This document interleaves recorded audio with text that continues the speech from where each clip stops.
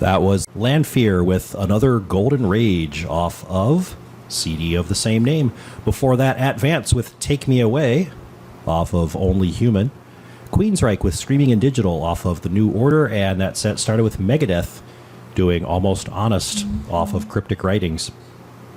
I'm Ken the Metal Professor, and you are listening to Mostly Metal here on WVLP. And in the studio is Dakota Prodigy, who's very active in the local independent wrestling scene. And in about 10 minutes, we're going to start talking wrestling until they drag us out of here at 10 o'clock for Punk Rock Radio. So welcome to the studio. What's going on? How you doing? How do you like the digs? Impressive? Yeah, I like the little man cave we got going on here. It is. It's nice. And it's got electronics, so it is like a dude thing. So you've been here hanging out for a while, and I thought, as long as you were here at 8 o'clock, maybe we could have just done all the question and answer then. But then I thought, for the hundreds of people that are surely tuned in, or, dozens, all right, not even dozens. In the event that anybody out there is actually listening, I figured we better keep it to the schedule. So thanks for being patient, and in just a few minutes, we'll kick things off. Hey, not a problem. Don't sell yourself short. You never know. Maybe my name will bring some extra listeners. There you go. Well, actually, I just got a message on my phone. We actually do have one listener for certain, so the pressure is on. It's my dad down there in Cincinnati, Ohio. So right. Shout out to Ken Luther the Elder. What's up? How you doing, Ken Luther the Elder? He's a big wrestling fan, and he's the one that got me into all this, so it's his fault. So 2 more songs left to go. One is by Nightingale. It's called Shadow Man. And then I was looking for a song that was, sort of wrestling related. It's by a band called Inertia, and it's off of a CD, Piece of the Factory. And so I'll dedicate that one to you. The title of the track is An Old-Fashioned Beating. sounds very wrestling. So here we go. This is Nightingale with Shadow Man. And that's Inertia with An Old-Fashioned Beating off of Piece of the Factory. And before that, Nightingale with Shadow Man off of Alive Again. And that wraps up the Mostly Metal segment of tonight's 2-hour block. And now it's time to talk about, come on, you know what to say, wrestling! Your insubordination will not be tolerated!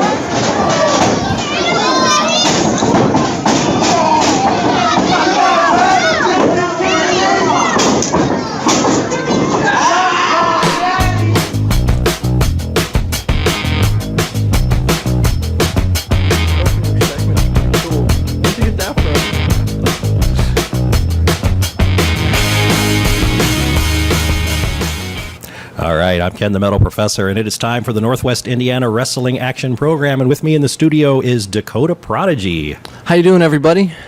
Dakota is very active in the regional wrestling scene, and he's working his way to bigger things. So we're going to talk wrestling for a while.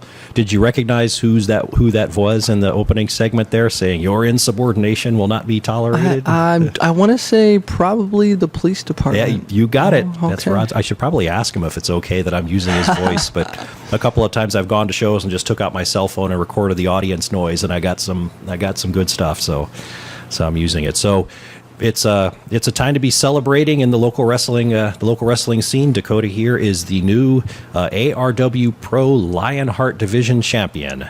Yes, yeah? yes. And so what is that? What started that, and what does it mean to you that you are the Lionheart Division champ? What started it was, I guess, ARW has always been kind of a bigger man territory. And just recently, as of this year, they decided that they are going to find something for the younger talent in the area.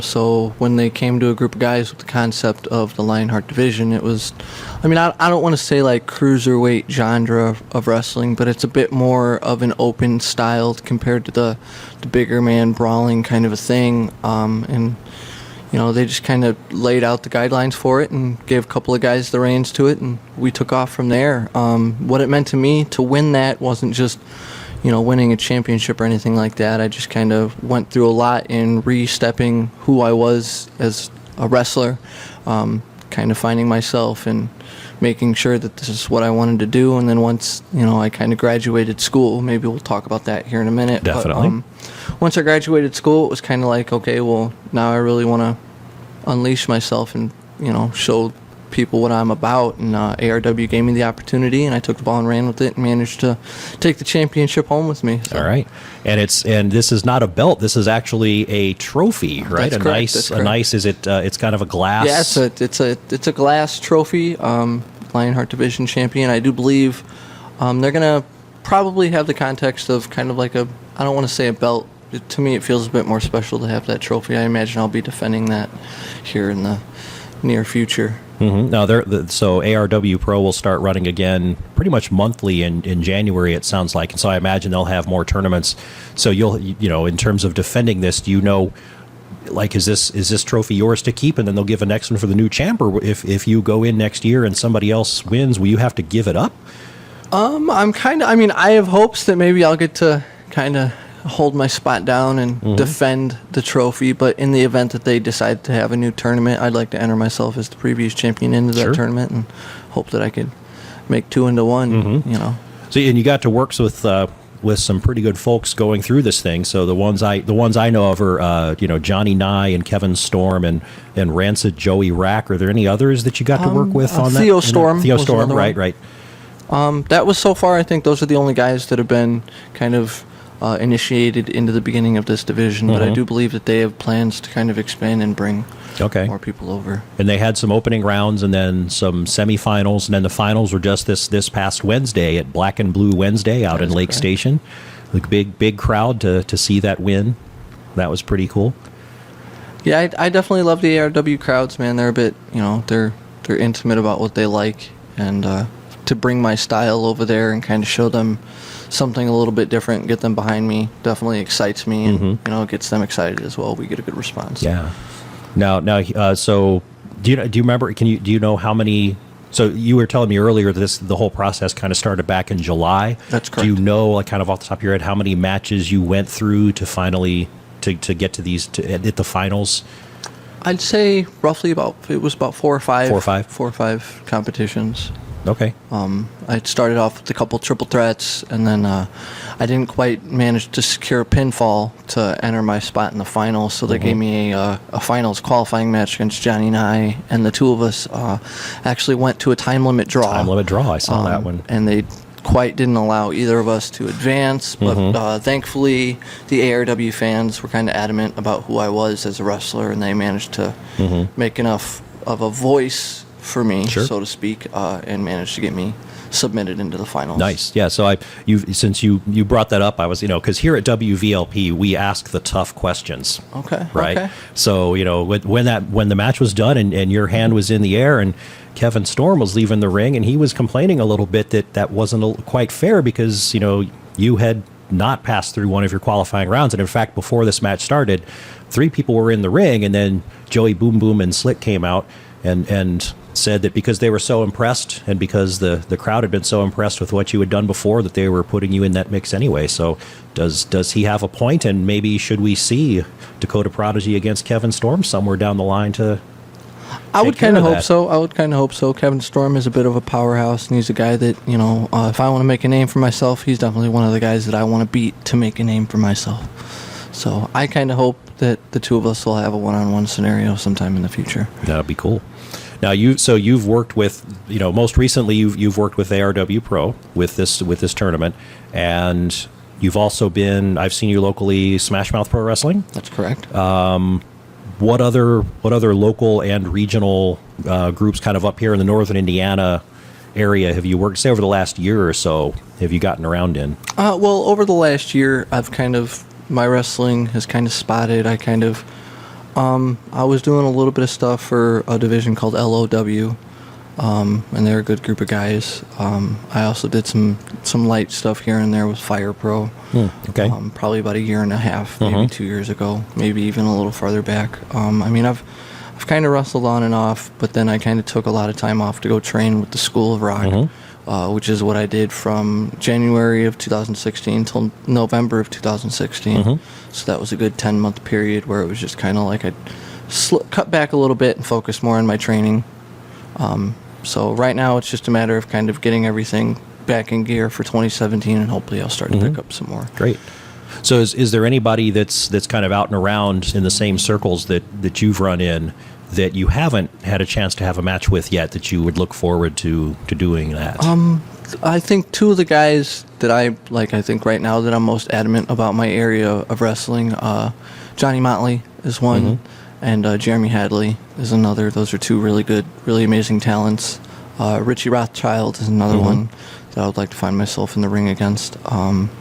Those guys are fairly active in Fire Pro, or are they active in other areas I'm not too? really sure about their other bookings, but I do know Okay. Fire Pro is one of their bigger ones. Yeah, and they run pretty much during the active season. It seems like they run pretty much monthly out in Impact Christian Church in Merrillville. That seems to be kind of their home base. I've seen them. They've gone a little over to DeMont too. Sure. I've seen Yeah. kind of spot themselves around, but mostly out of the Impact Church. And they must have been around a while, because I think they number their events, and so recently I think they're up to like Fire Pro 157. They've been around for a long time.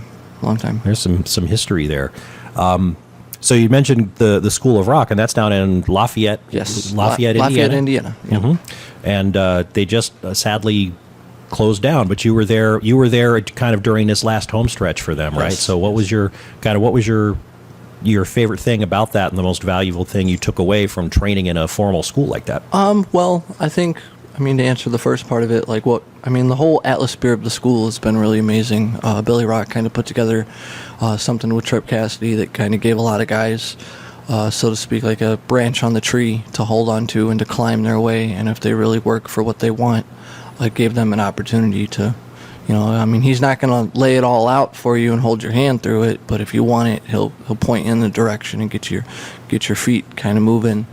I think the most important thing that I learned from the school and just the setting of the school for me was confidence. Finding myself and making sure that I'm confident with my decisions, not just in wrestling but in life. And it kind of taught me how to, kind of focus on one task at a time and making sure that task is completed, and having confidence in my work once that task is completed. So how often did you go down there? So was it on weekends, or? Yeah, it was every Sunday for 10 months. For me, it was about a 3-hour drive there, 3-hour drive back, and we spent about 4 hours training. Was that mostly training on like technique, or was it very holistic in terms of, like you're talking about, your confidence and your attitude about things and perseverance?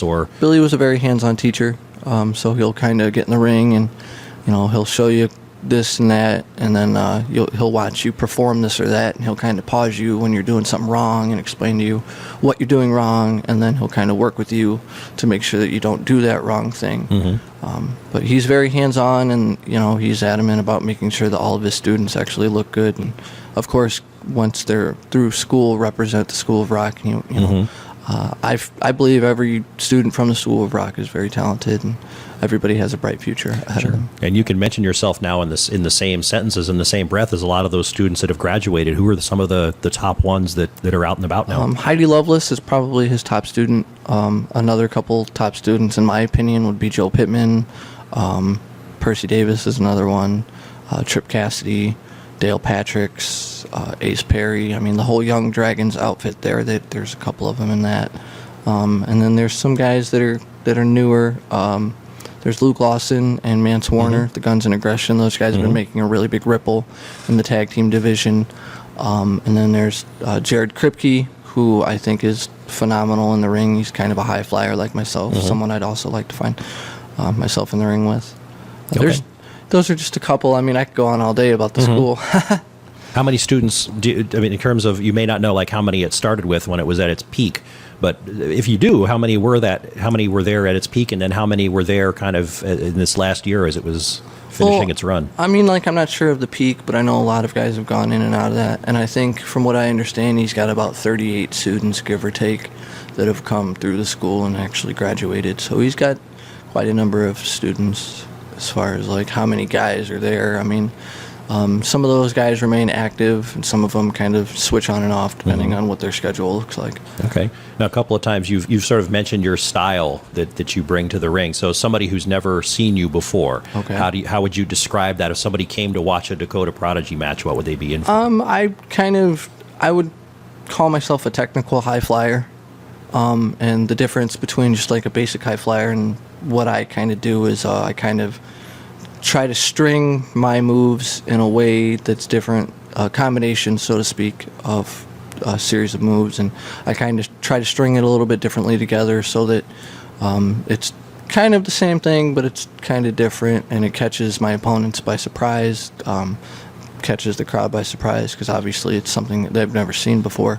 I try to use the ropes a lot, try to do a lot of springboarding, things of that nature, and then, when push comes to shove and things get a little difficult, you just throw a couple heavy right hands, couple nice kicks out there, and so mainly I would consider it technical high flying. That's just something that I'm trying to create there on my own. Sure. And so technical high flying, it looks great, and it's also very high impact, particularly probably when you miss something. So how many ibuprofen do you go through a week? Well, just recently here, probably I'd say about a month ago, maybe a little more, I had a match with Johnny Nye over in ACW, over in DeMont, and I went for a 450 splash, which is like a front rotating flip, and then I land on my stomach on my opponent, and Johnny Nye managed to slip his way out from underneath me, and I kind of caught a glimpse of him slipping as I was in the middle of rotation, so I tried to alter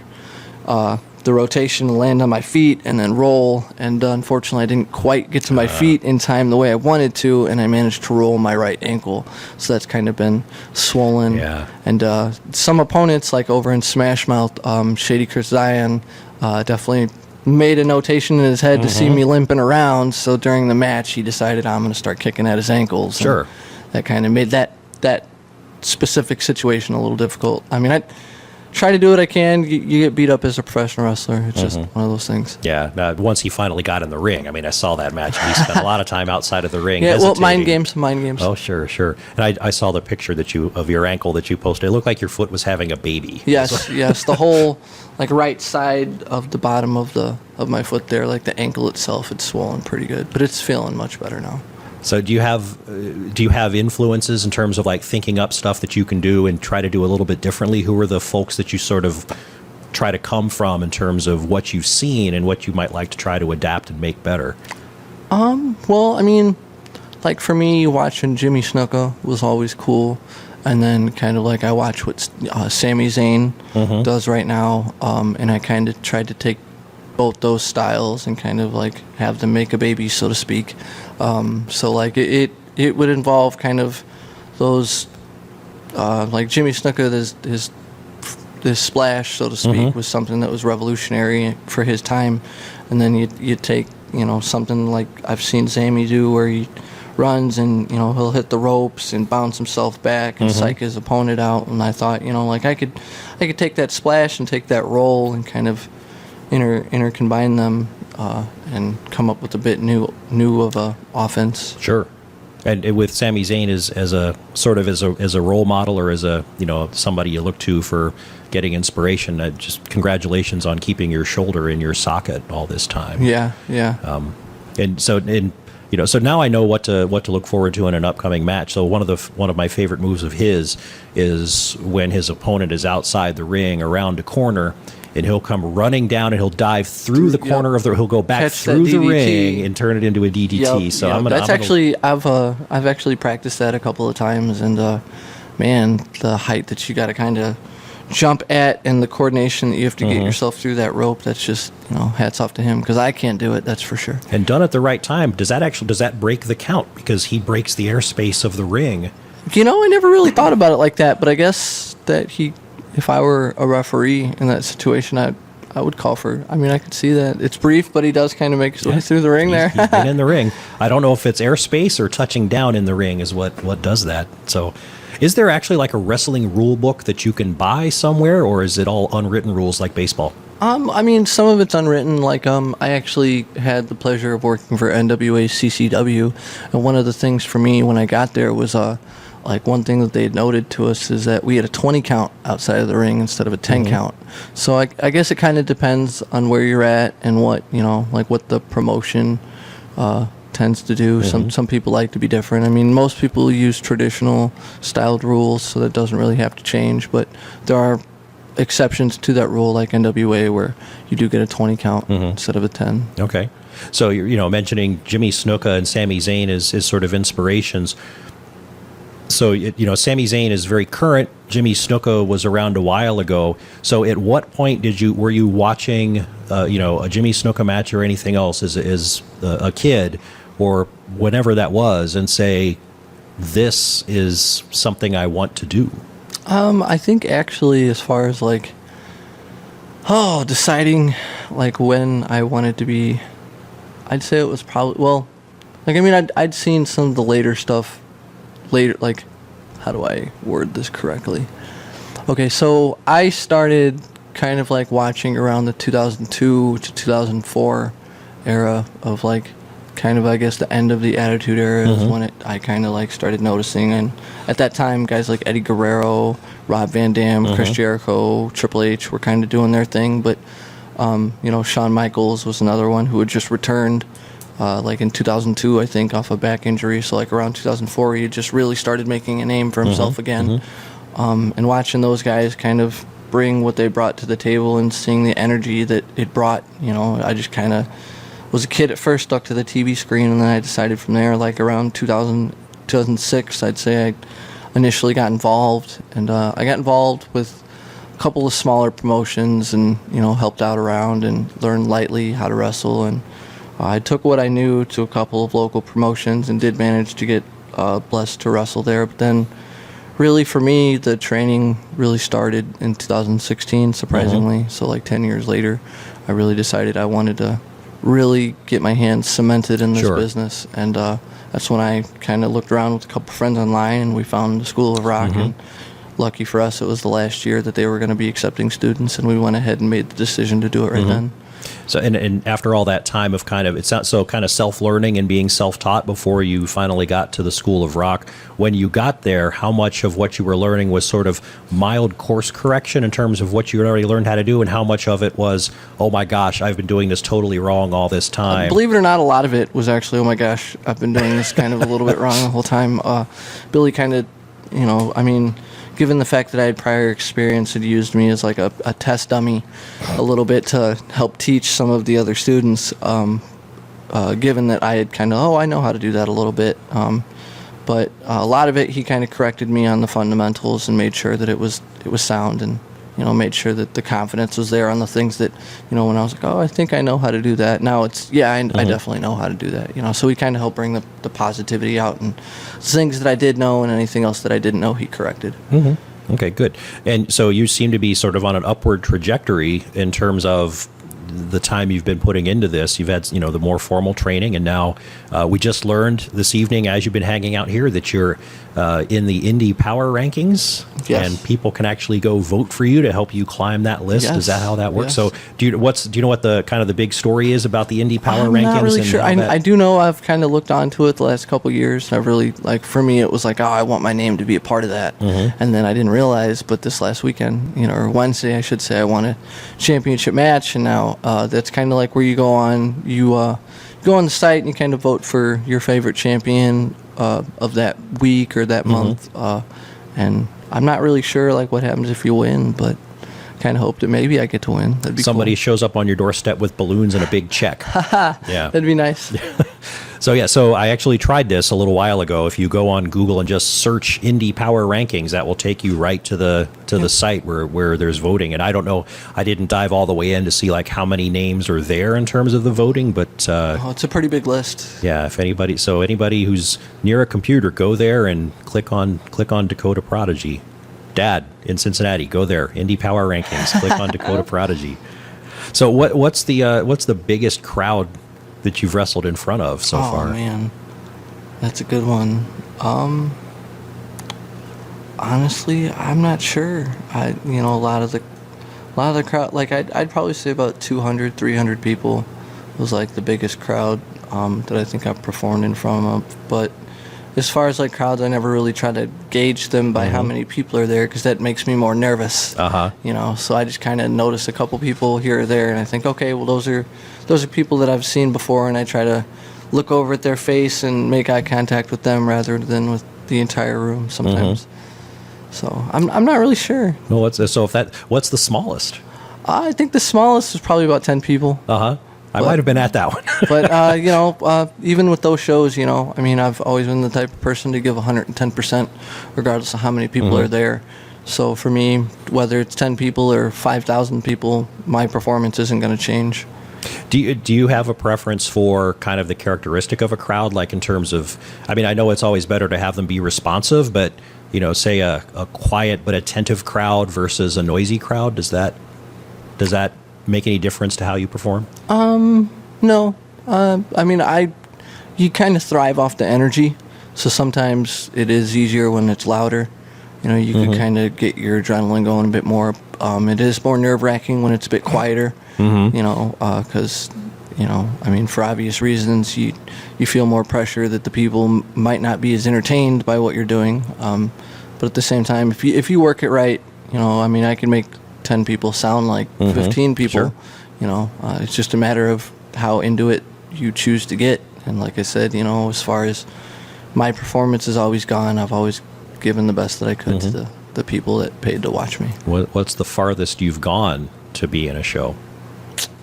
St. Louis, Missouri, I think, was when we did the NWA CCW stuff. Or maybe it was St. Louis, Illinois. I'm not sure. I slept most of the way. But, that was, I think NWA was the farthest I've gone so far. And that was kind of fun. I think that happened in 2011, I want to say. So it's been a little bit since then. And you were telling me earlier, and I don't know how much you want to go into this in case you don't want to jinx it or something, but you have a couple of opportunities coming up with some other regional, more regional promotions than just kind of Northern Indiana. And if that goes well, what kind of mileage are you looking at putting on yourself then? Well, if should these, I've got a couple tryouts, I'll call them for now.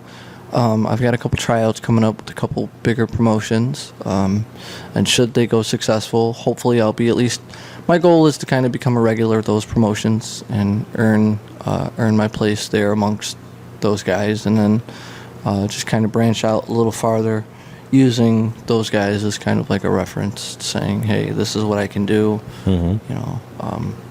hopefully. So, I mean, like, right now, I'm based out of kind of the Chicagoland area, and I don't want to say that I plan to be in the Chicagoland area, but you got to kind of make a name for myself here before I go anywhere else. And is this something that you're eventually as you climb the ladder of promotions and regions, that this is kind of how you ideally you'd like to make your living, and you would kind of go and follow the opportunities? Yeah, I mean, I'm not even in it so much for like making the living. It's an obvious goal. Most guys should want to make a living doing this, but I mean, it's just something that I'm very passionate about, something I've been doing kind of for a long time. I have a kind of just an interest for professional wrestling. I thought, if I have such an interest in it, why not be a part of it? So I've just, like for me, I mean, the goal is always to work as much as possible, work as many places as possible, but there are some real bigger goals that I do have in mind. Like one of them for me personally would be to wrestle for IWA Mid-South.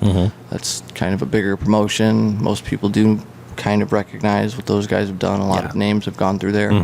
I really want to get to a place like that and hope that my level of performance can improve once I'm in that kind of an environment, and I could thrive off that environment to, go do good there and hopefully go from there, just see where it goes. So what, in all the performing you've done and the shows you've been in and the driving and the mileage and the aches and pains, what's your favorite thing about it all that keeps you going back for more?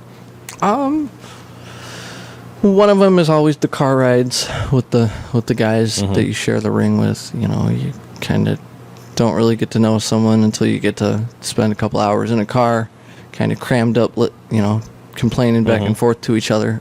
That's one of them. And then for other one for me, it's just like, it's kind of the moment when you're out there in the middle of the ring and people are cheering or booing against you, and you kind of feel their energy or their excitement. For me, mostly excitement, because I try to get people to cheer for me. But you feel that excitement coming from people, and you especially like the kids, getting involved and trying to make their voice heard, in a loud environment while two guys are trying to slam away at each other to become the winner. I mean, that for me, that's really what gets me, is just the feeling of being in the middle of the ring and knowing that everybody's either shouting with you or shouting against you. All right. So we're kind of winding down on time here. So I'll ask to give some advice on a couple of things before we wrap up here. So being in all of this, you must obviously be a fan as well. So from your perspective as just a fan of all the stuff that's out there, what would you recommend to folks who maybe haven't watched wrestling before or looked at it and looked away and you want to try to get them attracted to it? What's a good starting point in terms of like a show that's readily available? You know, the national shows like Lucha Underground or WWE, or what's your show of choice that you'd recommend to somebody? You're saying like nationally? Yeah, What's my something choice? that people can generally have access to. I mean, for me, like lately, it's been a lot of Lucha Underground is one of them. But I kind of personally, I deviate a little bit away from the national, and I'm a bit more independent right now. But that's because I'm trying to make my name on the independent level. I prefer, if people are going to watch something, watch some IWA Mid-South, watch some Chikara, and there's some really good promotions over here in Chicago. Freelance, AAW, Dreamwave was another good one, but I do believe those guys are closing down. Those are some good ones. Chicago Style Wrestling is another one. It's good. Chicago Strong Style, I think, is, or Strong Style Wrestling, I think, is another one. Okay. So there's a few. Those aren't quite national, like I mentioned, but I kind of keep my eyes buried in the mid-level. Okay. Rather than. All right.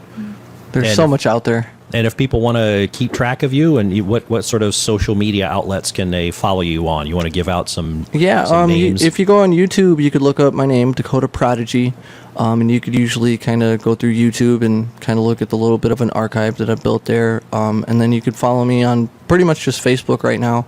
My name is Dakota Boyer on Facebook. It's got a little School of Rock logo there. You'll be able to tell that that's me, and usually I post there about where I'm going to wrestle or what I'm currently doing or working on. Okay, So great. just YouTube and Facebook. Yeah.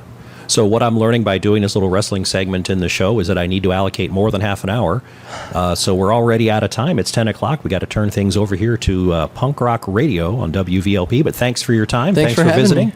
Best luck with all your future endeavors, and we'll see what happens with those indie power rankings. Yeah, with our vast army of listeners out there clicking on their computers right now. Go vote for me. Yeah, all right. Okay, so this is Ken the Metal Professor. Thanks very much to Dakota Prodigy for visiting and talking wrestling for half an hour. And you're at 103.1 FM in Valparaiso, Indiana. And we will now turn it over to Punk Rock Radio.